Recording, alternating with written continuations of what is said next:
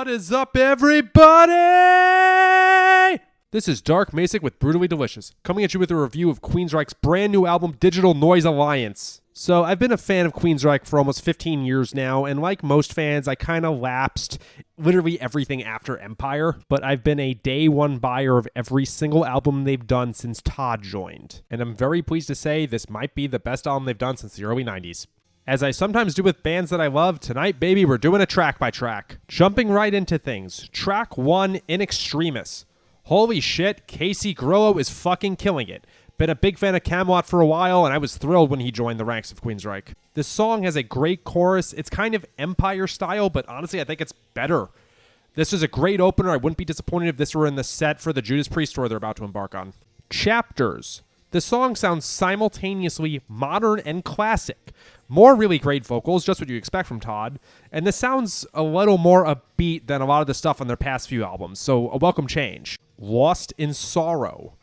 Here's more of a mid-tempo song. There's a really good chorus. I did think the verse was a little bland.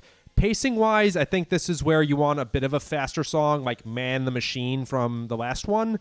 That said, Todd's high note at the end really fucking kills. Sicdeth. I hope I'm pronouncing that correctly. This is a really fucking cool pre-chorus. This is that up-tempo banger I was wanting exactly one track ago. And wow, in the lyrics, there's an album title drop. Behind the Walls. Another one of those really cool modern-sounding songs, but also has some hints of The Warning. I definitely hear some gang vocals that are reminiscent of Enforsa. Side note, is it pronounced Enforce like it's spelled, or Enforsa like they sing? Nocturnal Light. More of a modern song, pretty mid-tempo again. The main riff to this was pretty unusual for them. It almost sounds like a Dream Theater thing at first. That might be in the way the bass is produced. It's not a bad thing at all, but once the band comes in, it sounds like their signature stuff. Out of the Black.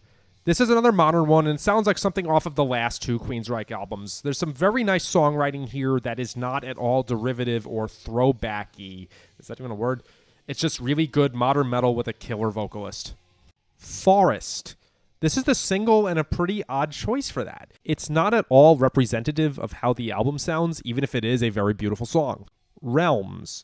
This is some really good, heavy shit. Modern styling again, sounds like it could have been on Condition Zero. Hold On. So, sort of like Redemption from the 2013 self-titled album, it's kind of like Queensryche's poppy side, but I think this one is way better. It has an excellently written chorus. The kind of thing that I could see a club full of people singing along to, and for a band 40 years into their career, that's an accomplishment. And lastly, Tormentum. Here comes the faster stuff. Not quite Queen of the Reich speed, but I've wanted something like this for most of the album.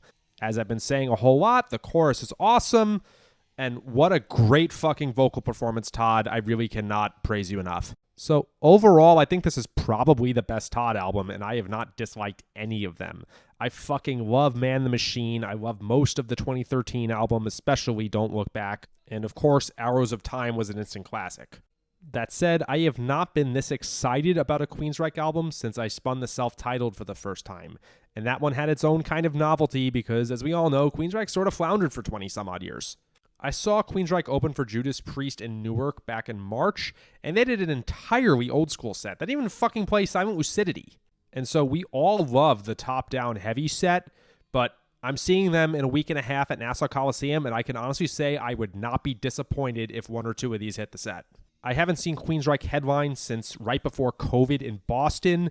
That was a great show. Todd shared my video of Queen of the Reich on Facebook. Thanks, bud. But this has me uber excited about whatever their headlining plans are. So keep us posted. Rock the fuck on, guys.